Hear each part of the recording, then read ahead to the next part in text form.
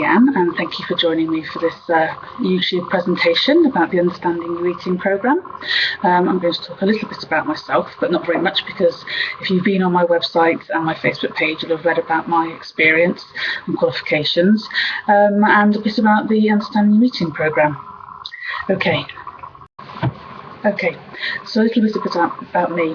Well, I'm a registered mental health nurse, and I've been working in health and social care for about 12 years now, and the last 6 of those years have predominantly been in eating disorder services, which has taken me from the southwest over to London, central and north London, working with some of the leading clinicians in the field of disordered eating, for example, Professor Brian Lask and Professor Julia Buckroyd, who designed and researched the Understanding Your Eating programme.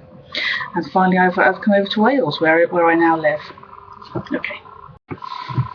Okay, so that's a bit about my clinical experience working in the field of disordered eating. I also have over 20 years of personal experience. My memory tells me that my relationship with food became disordered around my young sort of teenage years, but I do believe that it started earlier than that, around maybe 8 or 9. Diet after diet, lots of commercial diets, as I'm sure a lot of you can empathise with, and that led me into 15 years of bulimia, which I've been in recovery from for the past 4 or 5 years now, and continue to recover from. Okay, so it's through this clinical experience and personal experience that led me on a journey to discover what was out there for people who were eating to manage our emotions, which other eating disorders also do, but there's a distinct lack of support for people who don't meet the diagnostic criteria for example, anorexia nervosa, bulimia nervosa, and as we now know, that binge eating disorder has been added to the DSM-5, which is fantastic. So for people who don't meet those criteria, who are comfort eating, emotional eating, compulsive eating, there doesn't seem to be an awful lot of support out there. So I started doing some research, and that's when I found Professor Julia Buckroyd, who has been working in this field for 30 years now, and she has piloted, researched and designed with her research team at the University of Hertfordshire the Understanding Your Eating programme. Okay, so I first made contact with Professor Buckroyd late last year and began training with her early in 2013, and that's taken throughout the year for me to be able to deliver this programme. I've been going to Exeter and London to do some training with other therapists.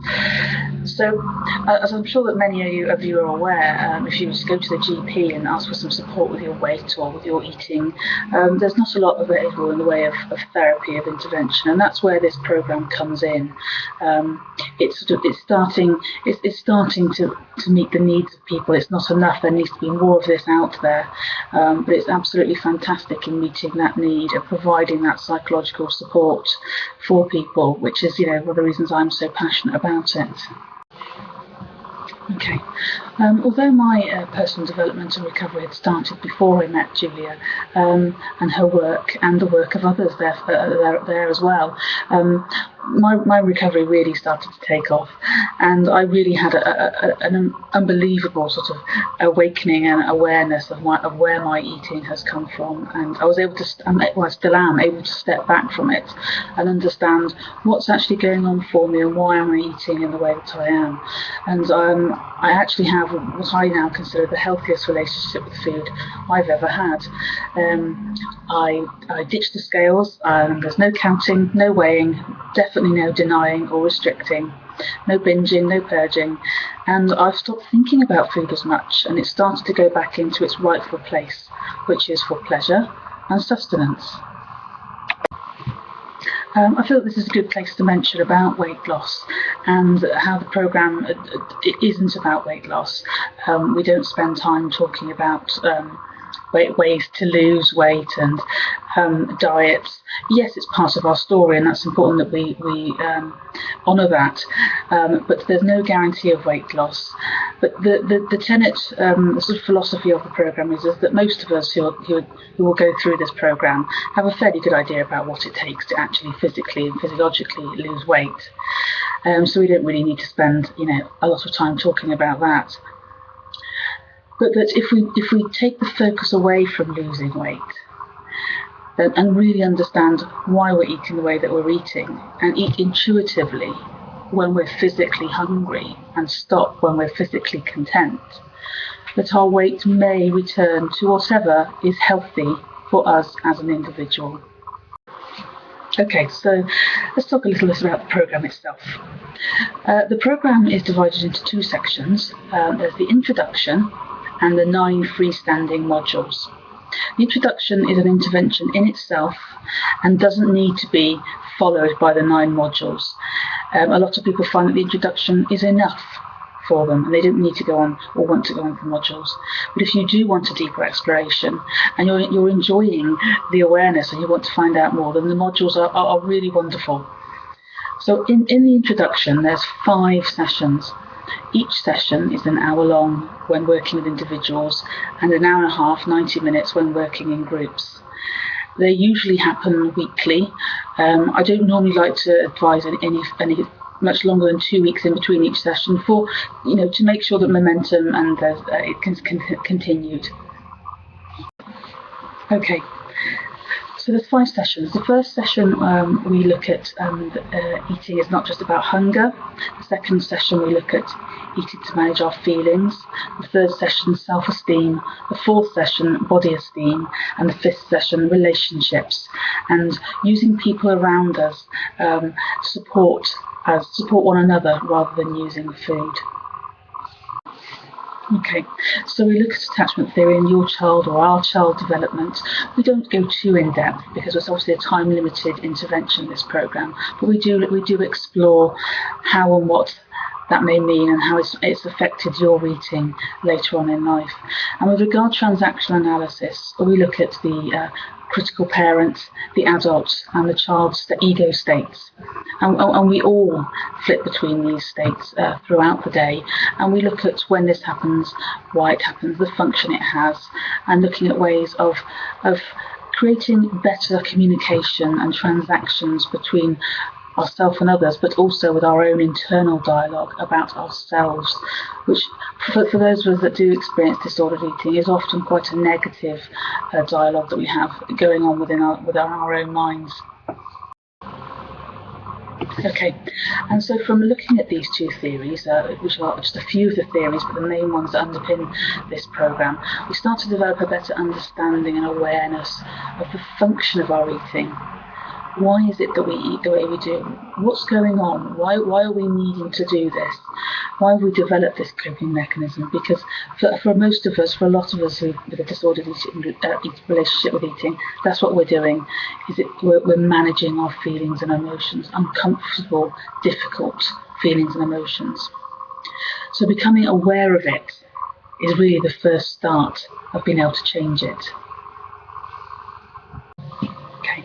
Once our awareness has started to increase, and we've done some tools and some tasks to help us along the way with that as well. We work in pairs, in groups, and it's fairly interactive group, which helps us to learn from one another, which is really important. And that's not to say that working individually isn't effective; it absolutely is. So once we've done that, we then need to start looking at ways to change it and strategies to manage and cope with our feelings other than using food. Okay, so we start to look at other ways that we can manage our feelings, and we try to do this from a platform of where we're okay with ourselves as we are now. And for a lot of us with a disordered relationship with food, that's quite a difficult thing to imagine. But this is something that we try and work towards through the programme to increase our self-esteem and our body esteem, because we believe that it's a much better platform for change. And then, as I said, we look at strategies of other ways of managing our feelings rather than using food. Okay, with regards to the structure of the groups and the individual work and how I deliver this, I tend to work with individuals, but that's only because of the request by those people. But I also deliver 2 groups, and I can do this across the country of no more than 14 people. And I say 14, and it's an even number because we tend to work in pairs. I can also work with around up to 10 people as a minimum, really, as well. So I can come to a location near you. It can be a group of colleagues. This can be for professional development if you work in eating disorders or disordered eating, or you're just interested, and of course for your own personal development. Okay. So I can work with individuals here in my counselling room in Wales, or via Skype as well, which would be much the same as this interaction here, which is just as effective. Or I can work with groups also here in Wales or throughout the UK as well.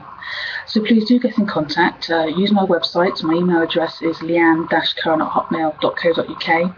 And my website is www.disorderedeatingsupport.com. I'm online pretty much most of the time, so I say that I'll get back to you within 24 hours, but it'll almost certainly be much sooner. If you've got any questions or queries, or you just want to have a chat, or you want to book a session, then please do get in. Okay, this is a recovery focused programme, and it really is about raising your awareness and coming from it so much unconscious to the conscious, being really mindful of why that we eat the way that we do and the function that it has for us. And it's about healing that relationship. So if you've got any interest whatsoever, please do get in touch. There's no obligation to go onto the course. I'm more than happy to answer questions and have a discussion about it on Twitter, Facebook, via email, telephone, or various mediums, or Skype as well. Okay, well, thanks very much for listening, and I hope to hear from you and maybe work with you sometime soon. Okay, thank you, bye.